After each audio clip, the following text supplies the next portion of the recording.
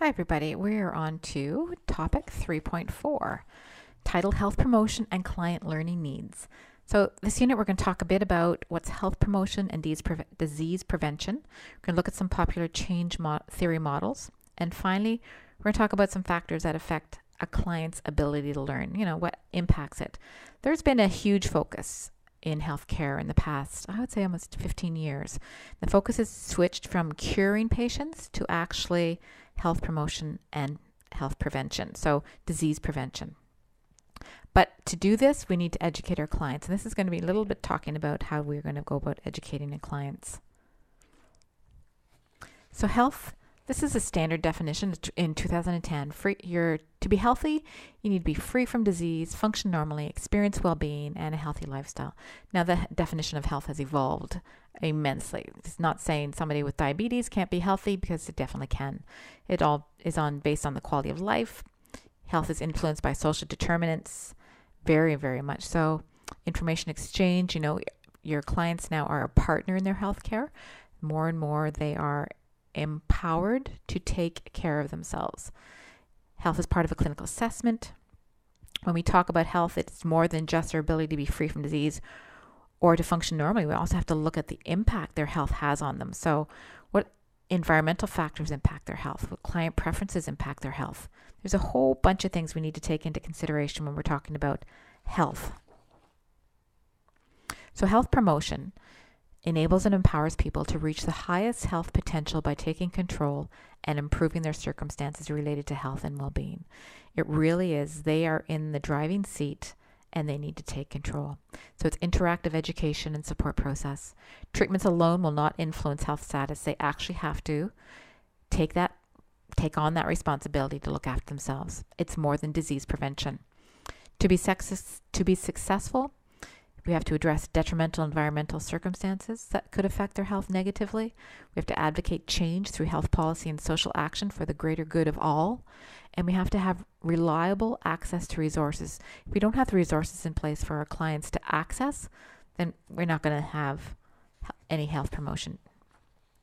So health promotion is not a new concept, and in 1986 the following charter was developed, and it identifies the following as essential prerequisites and resources that are needed for health promotion. This is a conference that was held in Ottawa at the time, and so it stipulates that we need peace, people need peace, shelter, education, food, income, a stable ecosystem, sustainable resources, social justice, and equity to actually have a good health promotion, to have a healthy population. So disease prevention is the opposite side of health promotion. So the goal is to manage risk of future diseases, disability, or premature death in our clients. So identify modifiable risks and protective factors associated with disease and disorders, and you would have done that in your anatomy, physiology, pathophysiology, especially with our blood pressure, or any of our heart diseases, modifiable risks that we can look at. Design interventions for those at risk for chronic disease, avoid occurrence of the disease, ideally, slow progress of detectable diseases, reduce disease consequences, and put an emphasis on averting health problems before they occur. And that's all about disease prevention, because now you've identified that someone is potentially going to get a disease. So we have 3 tiers of disease prevention, and I'm sure you've seen these before. So we have a primary, secondary, and tertiary. Primary is a reduction of risk factors. So strategies to maintain healthy lifestyle, like healthy nutrition, prenatal classes, flu shots. The secondary is early diagnosis through health screening, timely treatment. Early diagnosis has direct impact on the course of treatment. So mammograms, blood pressure screening, blood sugar screenings. And then finally, tertiary. So now if someone's on tertiary disease prevention, they've already been identified as having the disease, and now the strategies are to minimize the effect of the disease. So stroke rehab, that kind of thing. But I'm sure you've seen those before. And then we have even more theories of change that affect how practitioners actually go about using health promotion strategies. So I'm just going to talk about these 5 ones. So diffusion of innovations model. This model describes the different segments in the general population by their likelihood of adopting an innovation. So this is it's called a lovely little bell curve. So we have innovators, early adopters, early majority, late majority, and laggards. And you'll see that with any type of change. You're going to have people that sit in any one of these categories. So the innovators, are usually the younger population, they risk takers, financially and socially stable. They're the go-getters. And then you have your early adopters. They're second fastest. They're high media users, vast knowledge in specific areas. Opinion is respected by others. They're young usually. And again, they're financially and socially stable. The early majority are a little bit slower to adopt, but again, they're a large part of the majority. They're above average social status. They usually have lots of contact with the early adopters and can be influenced by them. Good knowledge. These are the people who got the iPhone after they saw a few people with it and read the good reviews on the product. Late majority, a little longer to actually sign on. So these people who got the iPhone after the price went down and after they saw a lot of their friends with them, they were a little skeptical about how good it was going to be. And then laggards are the last to adopt, and some may never actually adopt the new changes. They have a little aversion to change, and this is typically your older population. So there's lots of things.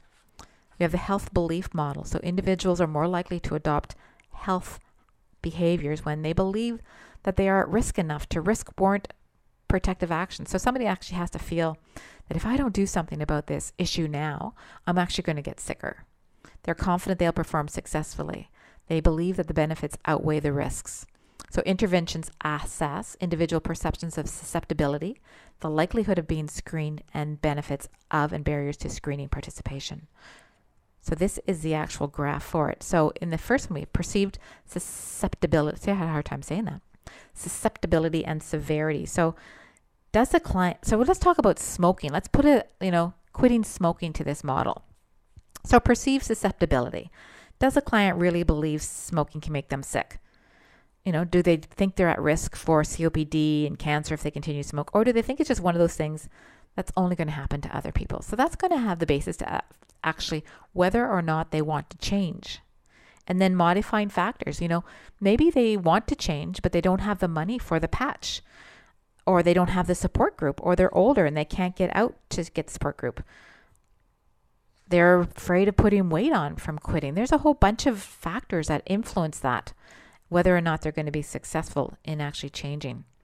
And then the likelihood of action. Perceived benefits. So if they actually feel that quitting smoking is going to improve their odds of not getting lung cancer, then maybe they'll do it. Barriers, the fact they can't afford the patch, that is a definite barrier to them actually being successful. So those are the types of things this health model looks at. The next one is the theory of planned behavior. Combines constructs from the theory of reasoned action and the concept of self-efficacy. So behavioral intention is what you want, right? You want to change a behavior and actually have a new behavior. So what's your intent? So this is the intention. Let's use smoking again. The intention is to quit smoking. But the attitude, do they perceive quitting as a miserable task that will ruin their lives and take away something they love? Like, how are they approaching it? Or subjective norms. Are there beliefs about whether key people approve or disapprove of the behavior? Is that a motivation and way to gain approval from others? Do family members and important people in this person's life tell them they need to quit? So are they doing it for somebody else? Perceived behavioral control. Do they believe they have it in themselves to be able to quit? Or do they think they're just too weak? What's their perception of how well they're going to be successful? If they think they're going to be successful, they have a great attitude, and they have great support, chances are they will be successful in changing their behavior. Trans-theoretical model of change. I'm sure you've all heard about this. Identifies motivational readiness to engage in health-promoting activities and behaviors. Motivation to change equals state of residence. So 5 stages: pre-contemplation, contemplation, preparation, action, and maintenance. So pre-contemplation, you think there's an issue. Contemplation, you're still not doing anything about it, but you're planning on doing something about it. Preparation, you're now in the action. You're making the plans of how you're going to be successful. Action, you're doing it. And maintenance is you're actually continuing to do it. Now, it's not a linear process. It actually can be quite circular. People go back and go down a stage, go back up a stage. They can relapse. And if they stick with it long enough, they probably will get through. Social learning theories is all about motivation, a person's belief in their capability to be successful. So self-efficacy, powerful mediator of behavior and change, personal belief in one's ability to execute the actions required to achieve a goal. 3 sets of motivating factors for learning: physical, social incentives, and cognitive. So physical, internal, such as memory. Social incentives, praise and encouragement. You know, if you're losing weight and you're feeling great and someone says, oh my gosh, you look great. That's encouragement. That'll keep you on that path. So let's talk about some factors that influence a client's readiness to learn. Remember, only the client can ensure the outcomes of health teaching. Doesn't matter how good a teacher you are, if they're not on board, they're not going to learn. So if someone's in pain, fatigue, if they're fearful, if they're anxious, they are not going to take in any information. Current beliefs, how he or she views the healthcare problem. She may not think, or he may not think it's an issue. Perceived possible actions, do they believe it's pointless? Nothing can be done. Do they have the emotional maturity and social maturity to actually make the change? Do they have the social support? Is there someone to help them get through when they feel like they're falling backwards or, taking that step backwards? Is there somebody to give them a little nudge forward? Factors affecting a client's ability to learn. So, those were factors affecting their readiness. Now about their ability. So literacy, may need to adopt symbols to teaching material if they don't have good literacy. Cognitive and intellectual level. You may need to adopt materials to a lower literacy level. The grade 5 level is typical for most material. How well is their English? So you may need to have an interpreter present. Physical conditions like stroke affect the patient's ability to actually learn by interfering with their cognitive and intellectual functions. So is there some other issues that they have that's stopping their ability to learn? And learning styles and preferences. So you have to make sure that your teaching materials actually match your client's needs. And that is it. The next topic we're going to talk about is more on health teaching. So on to 3.5.